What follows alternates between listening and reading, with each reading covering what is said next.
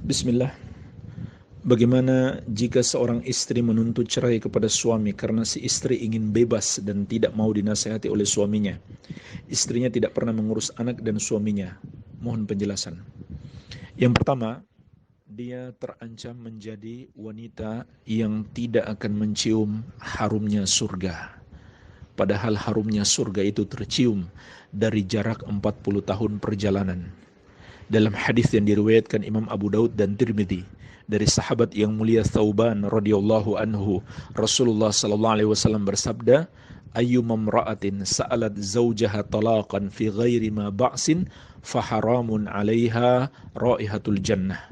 Wanita mana saja yang meminta cerai kepada suami tanpa ada alasan yang dibenarkan oleh syariat, maka haram atasnya mencium harumnya surga. Subhanallah, ini peringatan keras bagi setiap wanita yang minta cerai tanpa alasan yang dibenarkan oleh syariat.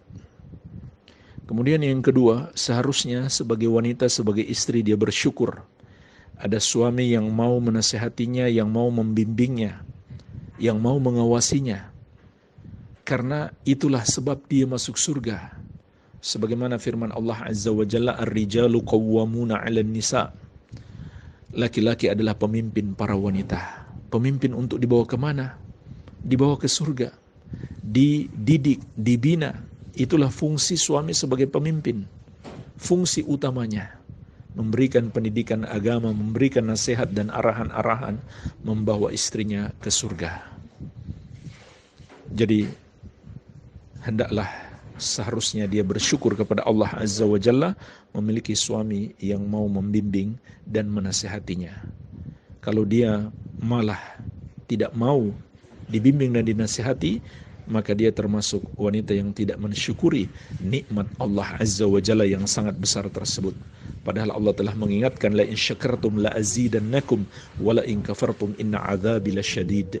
Kalau kamu bersyukur, sungguh benar-benar akan kutambah nikmatku. Tapi kalau kamu ingkar, maka sungguh azabku sangat pedih. Kemudian kebebasan seperti apa yang dia inginkan? Sesungguhnya seseorang itu, kalau dia tidak mau mengikuti syariat, dia bukan bebas, tapi dia masuk dalam penjara syaitan, dalam belenggu syaitan, serta hawa nafsunya. Bukan kebebasan. Kebebasan yang sesungguhnya ketika kita taat kepada Allah Azza wa Jalla, lepas dari belenggu nafsu syahwat dan penjara setan. Ya. Dan juga ingatlah, yang ketiga, anak itu adalah titipan. Seorang wanita adalah pemimpin di rumah suaminya, mengurus anak dan mengurus harta serta rumah suami. Kelak Allah Subhanahu wa taala akan mintai pertanggungjawaban atas titipan anak yang diberikan kepada kita. Itu juga nikmat Allah Azza wa Jalla.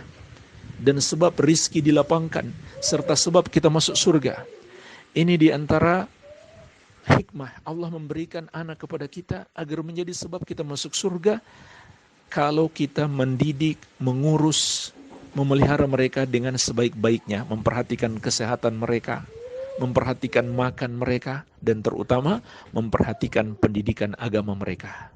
Tapi sebaliknya, kalau kita tidak mensyukuri nikmat anak, tidak mengurus mereka dengan sebaik-baiknya, maka itu hanya akan menjadi petaka bagi kita.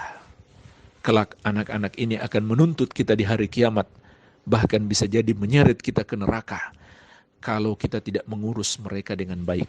Wallahu ta'ala a'lam.